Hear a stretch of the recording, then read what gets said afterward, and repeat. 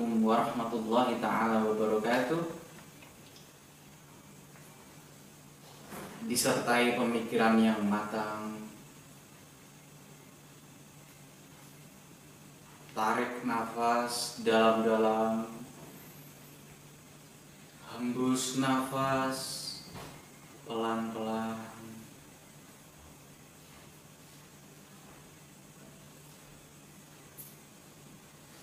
Raba semua panca indera kita.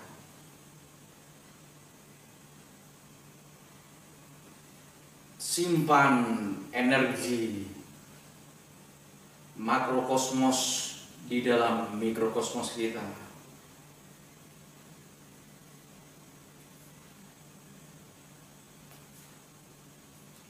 Rawe-rawe rantas, malang-malang putung, wa qul ja'al haqqu wa zahaqal batilu innal batila kana zahuqa. Oke guys, kita sekarang nih pengen nanya-nanya seputar ilmu hikmah karena kita sedang bertemu dengan ahli ilmu hikmah. Enggak ahli juga. Oke, bagaimana Gus? Coba diperkenalkan dulu tentang perjalanan Gus dalam mengarungi ilmu hikmah ini. Oke, ini niatnya untuk ta'aruf, karena dengan dasar barang siapa tak kenal maka tak sayang, bukan karena apa. Di ibarat analogi, di antara 2.500 orang yang pintar, mungkin saya yang nomor 2.500. Bismillahirrahmanirrahim. Nama, identitas, ya, identitas dari orang tua Irfan Prabudeva, ya, dari kecil biasa di lingkungan pesantren. Allah menakdirkan saya memiliki seorang ayah, yaitu Abah Suyuti Ghazali, yang beliau salah satu sesepuh, ya, pagar Nusa NU dan Banser Pusat. Jadi memang dari ini Mas Bro, dari kecil memang lingkungannya sudah dibikin seperti itu. Cuman saya tidak hanya mempelajari itu saja. Saya tetap, walaupun dalam arti zona nyaman, ya, quote and quote zona nyaman untuk ilmu metafisika, tetap saya menerapkan 5W1H Bro. Iya ya. Berarti sejak kapan Gus Irfan berkenalan dengan ilmu hikmah? Sebenarnya sejak dari kecil, ya mungkin DNA atau gimana dari orang tua. Ketika saya kecil, maaf saya menggunakan kata saya karena memang disuruh kan, saya suka menenguping. Jadi usia balita kalau ada tamu sesama kiai di abah saya, itu saya suka nguping. Jadi anak kecil 4 tahun, 3 tahun itu suka nguping pembicaraan orang tua. Jadi seolah-olah itu memahami bahasa mereka, padahal usia 3 tahun, 4 tahun itu fakta. Akhirnya menjadi sebuah saya itu kayak apa ya, anak tertutup gitu loh. Anak tertutup, introvert ya kalau sekarang ya Bro ya. Introvert tertutup karena ketika saya lagi main dengan sebaya saya merasa nggak nyambung. Ya mungkin kan tadi saya terbiasa mendengar nguping pembicaraan tamu orang-orang tua itu, dan saya merasa nyambung, merasa enjoy, comfort aja Bro. Akhirnya ketika saya berhadapan dengan dunia nyata sebaya saya merasa nggak nyambung, jadi kayak semacam dunia asing. Tapi itu nggak dibuat-buat, kok aneh gitu. Anak seperti itu kok bisa seolah-olah paham dengan omongan orang-orang ini. Mungkin yang bisa dikatakan jiwa yang tua belum waktunya. Berarti pengalaman pertama apa itu Gus? Pengalaman itu kan pengalaman sisi metafisika sebenarnya, nggak bisa diilmiahkan. Kenapa kok anak sekecil itu kok bisa? Kadang-kadang saya seperti diusir ayah saya, abah saya. Ketika ada tamu, ada duyuf, saya selalu diusir. Mesti ada yang Irfan lagi nguping di balik kursi segala macam, mesti ada Irfan. Nah, pura-pura tidur ngorok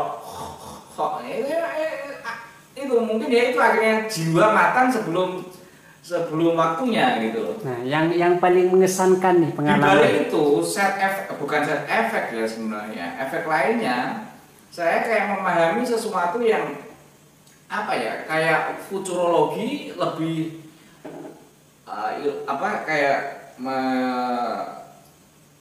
menerawang atau menjelajah sesuatu yang katakanlah mungkin belum terjadi, kayak semakin tajam gitu.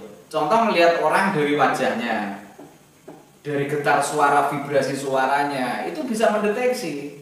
Jadi semacam kayak memiliki ilmu, memiliki sesuatu yang ya tadi, karena mungkin dari kecil sudah secara alami sudah terbiasa seperti itu. Melihat seseorang, oh ini dari fotonya, oh ini orangnya tipenya begini, jangan ini. Jadi alhamdulillah ya enggak, moga-moga dengan lantaran ini tidak mudah ditipu orang. Harapannya kan gitu bro. Berarti tapi itu zaman sekarang kan zaman pencitraan luar biasa bro. kemampuan, anggaplah itu kemampuan di yang tidak dimiliki oleh orang pada umumnya kan gitu Gus ya.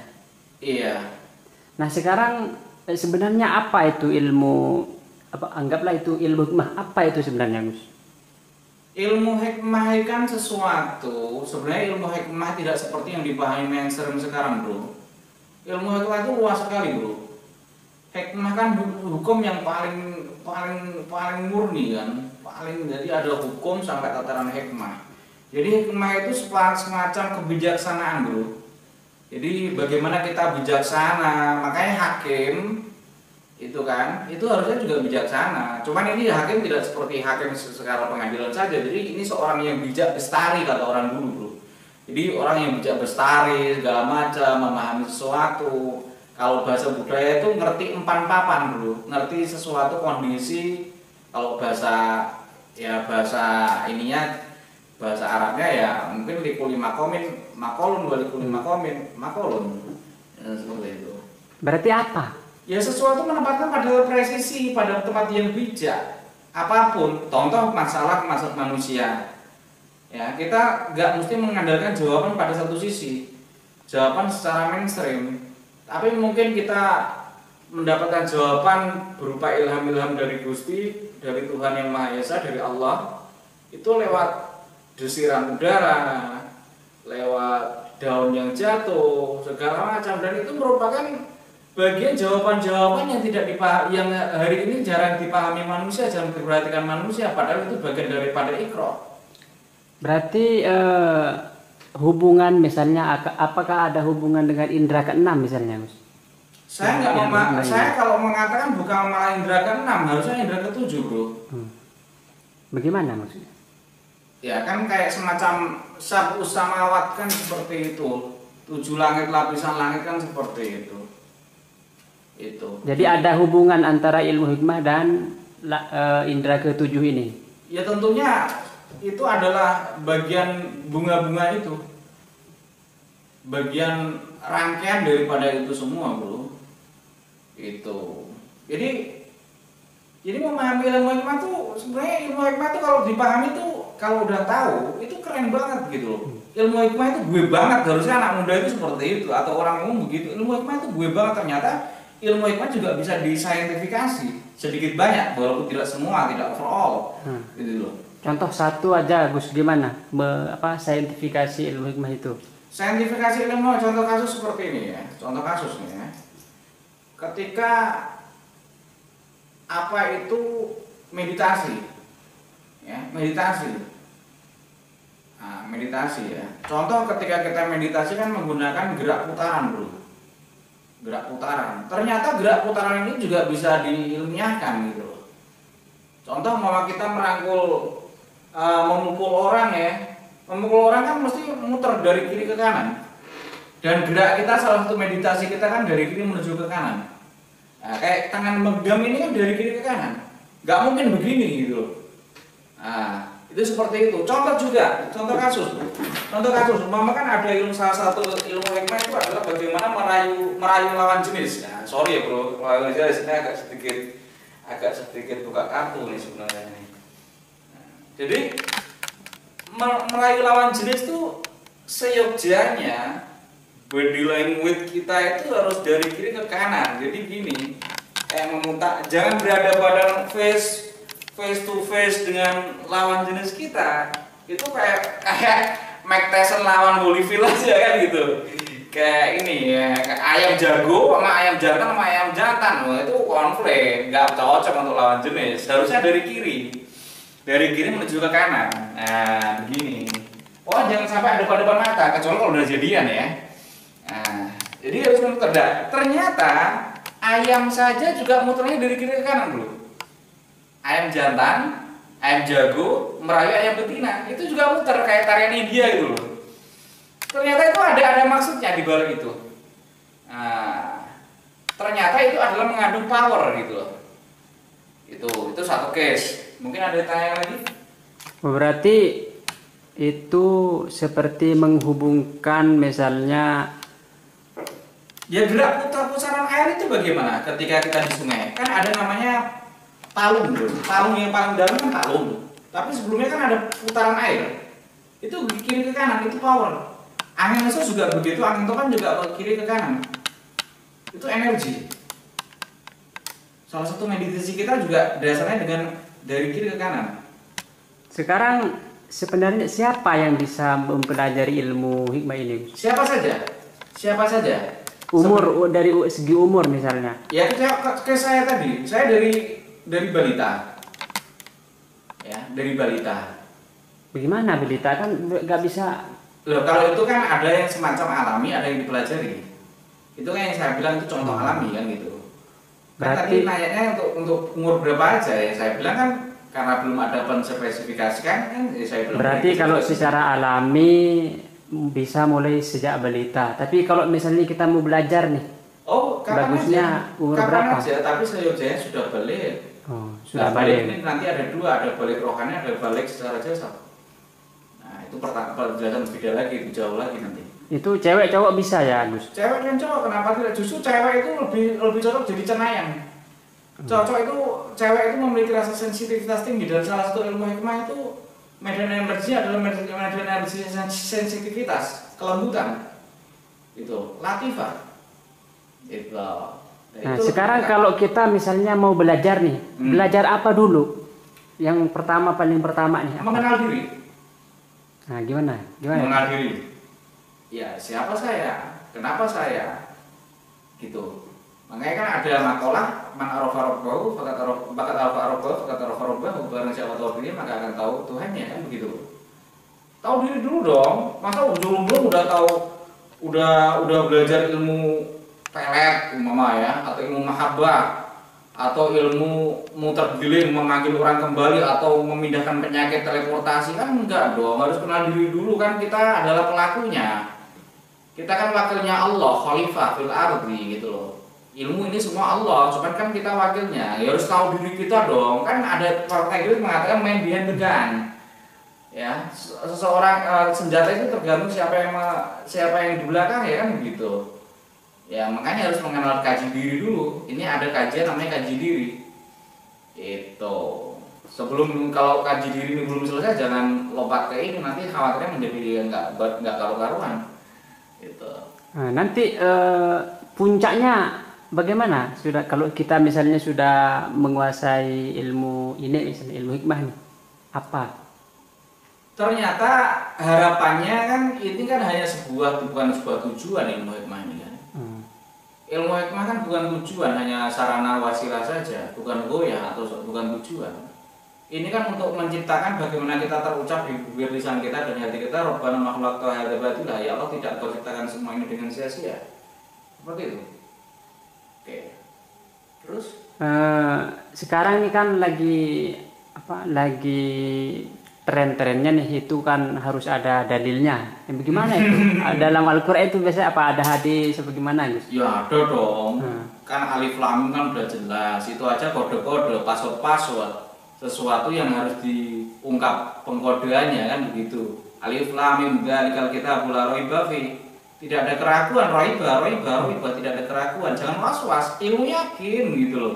Ilmu yakin ini ilmu metafisik. Metafisik itu apa? Meta itu dibalik, apa dibalik fisika, apa dibalik fisik gitu.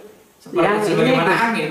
tadi kan Gus sepertinya menyinggung tentang alimun hakim. Nah, itu bagaimana Gus? Kan alimun hakim kan, hikmah hakim. Gimana itu maksudnya? Enggak, yang tadi tak teruskan dikit, alif lam mim dzalikal kitabul la raiba fihi hudal lil muttaqin. Kitab ini tidak ada keraguan di dalamnya, petunjuk untuk orang yang takwa kan gitu. Dan ini ada passwordnya, ternyata Quran itu tidak hanya diucapkan, ada passwordnya secara kode-kode metafisika kan gitu. Terusan ayatnya kan udah jelas. Dari kata Quran hudal lil muttaqin alladzina yu'minuna bil ghaibi wa yuqimuna shalah ila akhir. Nah, terus kaitannya dengan tadi alimul hakim tadi kan, tidak hanya alim tapi juga presisi, harus hakim, harus sesuatu yang memiliki hikmah, itu bijaksana tadi, bijak bestari, itu penting. Jadi ternyata harusnya anak muda pun udah mulai memahami ini, jiwa yang apa ya, jiwa yang matang itu harusnya keharusan. Fisik boleh muda tapi jiwa harus matang. Bukan berarti matang nggak bisa bercanda dengan anak muda kan gitu. Jadi alimun hakim ini alim ilmu, hakim hikmah. Jadi ilmu hikmah begitu Gus ya berarti? Ya alim, seseorang alim kan alim kan artinya kan sudah tahu kan alimun. Ya. Al alimu kan tahu kan. Nah, salah satu asmaul husna kan al alimu. Al alim al hakim juga ada. Al hakim juga harus dipasangkan itu. Ada berapa itu di Quran itu alimun hakim itu? Kalau kan ada juga ayat ada pasangan yang selalu alimun hakim kalau mau yang lengkap. Ada ayat yang ud'u ila sabili rabbika bil hikmati. Nah, itu bagaimana, Gus? Kan Iya. bil hikmah dengan hikmah. Harus hikmah, sesuatu dengan bijaksana tadi. Bukan bisyariah. Bukan sesuatu langsung dihantam dengan syariat, itu kan bukan. Bil hikmah dulu dong. Gitu. Sesuatu yang paling bijak. Bijak, sesuatu hikmah itu sesuatu yang lembut, sesuatu pendekatan itu yang presisi, sesuatu pendekatan itu kayak sesuatu ya kayak lapisan rambut di belah 7 tadi, sesuatu yang harus dipawangi oleh pawang. Oke.